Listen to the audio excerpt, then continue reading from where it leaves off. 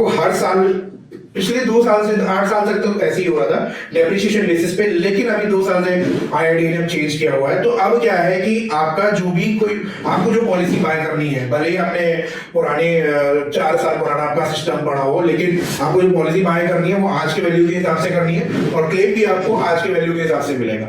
तो आपको जो प्रीमियम पे करोगे नेट से आपका जो आपके जो कंप्यूटर सिस्टम जो 8-10 लगे हुए हैं वो भले 5 साल पुराने हो, अपग्रेडेड हो, लेकिन आप जो अगर प्रीमियम अगर आप आज के लेवल के हिसाब से कर रहे हो तो आपको सेटलमेंट भी आज के वैल्यू के हिसाब से मिलेगा। 2 तरीके से कवरेज होती है। एक तो क्या है, जनरल फायर पॉलिसी होती है। जनरल फायर पॉलिसी में मतलब क्या, किसी भी तरीके से आग लग जाना, बाढ़ या कोई भी अर्थक्वेक या कोई आदमी चोरी करके ले गया, तो जो पॉलिसी में जो जितना भी वैल्यू है तो रीस्टेटमेंट वैल्यू के हिसाब से कवर होगा। एक दूसरा इसमें एक और एड ऑन आता है, मैं कम जिक्र करता हूँ, ब्रेकडाउन, मशीन ब्रेकडाउन।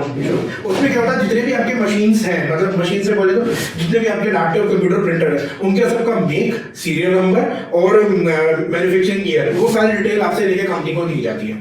तो क्या होता है बेसिकली, अगर आपका एसी है मान लो खराब हो गया या कुछ हो गया, तो ऐसे कंडीशन में ये फायदा होता है कि आप रिवर्स करा सकते हो, मतलब मशीन ब्रेकडाउन पॉलिसी होती है वो। मैं उसके लिए बस मैं आपको रिकमेंड इसलिए कई लोगों को नहीं करता कि क्या होता है कि इसमें एक बहुत इंपॉर्टेंट कंडीशन होती है।